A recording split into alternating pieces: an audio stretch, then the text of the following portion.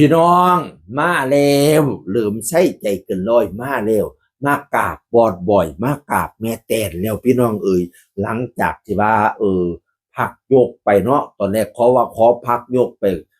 ไปอยู่บ้านสวนไปใช้ชีวิตสโลไลฟ์เป็นชาวสวนพี่น้องเอ่ยบัดนี้ก็มากราบลาอย่างเป็นทางการดีบัดนี้พี่น้องมากราบลาหัวหน้าบ่อยหลังจากเพิ่นปิดฤดูกาลเนาะแล้วเวียกแล้วงานแล้วก็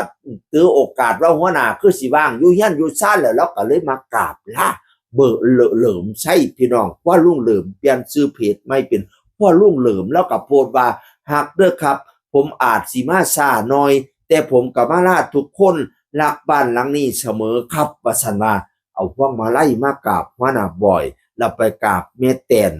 ตนกับผูกแขนให้สาธุมาเด้อขวัญเอ้ยเขากิ้งอย่าเหม็นสาบเขาขาบอย่าเหม็นกุยให้พ่อแต่แนวดีๆเด้อบัดนี้เด้อเฮ็ดอีหยังก็สมมุ่งมาตรดังปรารถนาแนวใดบ่ดีก็ปัดออกไปให้กวาดหนีให้กวาดหนีดีกว่าเขาดีกว่าเขาดีกว่าเขา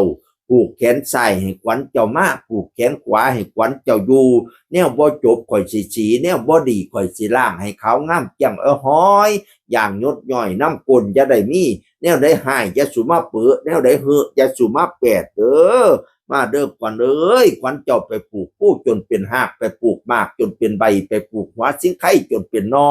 ขวัญเจ้าไปเลาะบ้านจนเหลียงขวัญเจ้าไปเลาะเมี่ยงจนลากะจนมาสามือนี่วันนี้เขากิ้งจะเหม็นสาบเขาคาบจะเหม็นกุยเหม็นหลายพ้นสิว่าแห้ง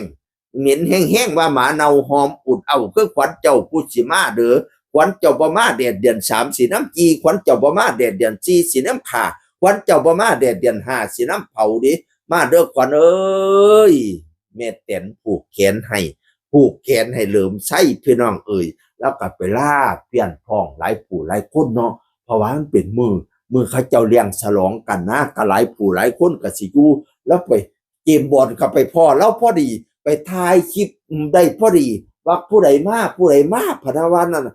แล้วก็ให้เบิ่งคลิปตอนท้ายซุมเจ้าฮู้บ่ว่าตอนท้ายคลิปที่เกมบอลถ่ายเหลิมใส่ถ่ายแบบไม่ตั้งใจนะก่อนที่จะขึ้นรถแล้วบอกให้เบิ่งคลิปตอนท้ายต่อก่อนที่เหลิมใส่จะขึ้นรถซุมเจ้าว่าเราเฮ็ดหยังเหลิมใส่ปาดน้ำตาบาดหนึ่งเสนี่ล่ะพี่น้องแล้วก็ฟ้าวขึ้นรถไป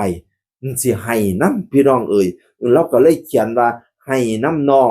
ท้ายคลิปมีอะไรมาสั่นเกมบอลเขียนให้น้ำน้องแล้วปาดน้ำตาแล้วก็ย่างขึ้นรถพี่น้องเอ่ยโอ้ยไก่พอดเป็นแนวดีๆเด้อเนาะจักสิว่าจังใดพี่น้องเอ่ยโอ้ยเนาะมีแต่โอ้ยเนาะพอแต่แนวดีๆฮักสุผู้สุคนพี่น้องเอ่ยเสียงคือคนเก่าเว้าสู่ฟังสวัสดีครับสวัสดีครับ